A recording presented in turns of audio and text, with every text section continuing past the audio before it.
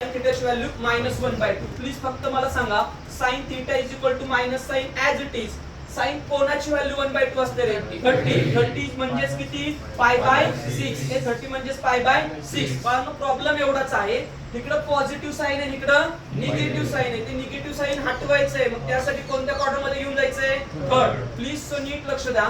sin theta is equal to sine of. आता मला third quadrant मध्ये जायचंय. थर्ड क्वाड्रंट इथं आहे, मी इथं उभा आहे. म्हणजे एका बाजूला दिसतोय दोस्त, एका बाजूला दिसतोय दुश्मन. मी कोणासोबत डील करणार? दोस्त. म्हणजेच कोण? पाय. माझा मेन प्लेयर कोण आहे भावांनो? इथं π/6. आता फक्त सांगा इथं प्लस द्यायचं का मायनस? मी हे बघा चालत चालत चालत आलो, पाय सोबत डील केली. मला जायचंय थर्ड मध्ये. थर्ड मध्ये जाण्यासाठी पुढे जायला लागेल का मागे जायला लागेल? पुढे. पुढे जाणार असेल तर काय द्यायचं? प्लस. फक्त क्रॉस मल्टिप्लिकेशन सांगा.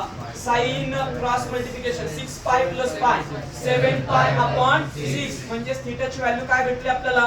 7π/6. हे झालं माझं फर्स्ट आन्सर. प्रिन्सिपल भेटला.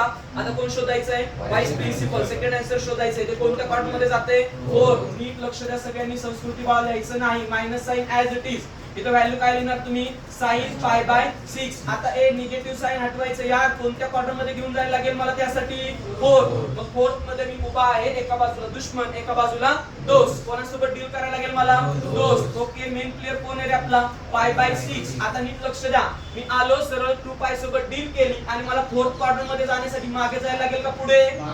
म्हणून द्यायचं. सांगा मग क्रॉस मल्टिप्लिकेशन करून आन्सर काय येणार आहे त्याचं?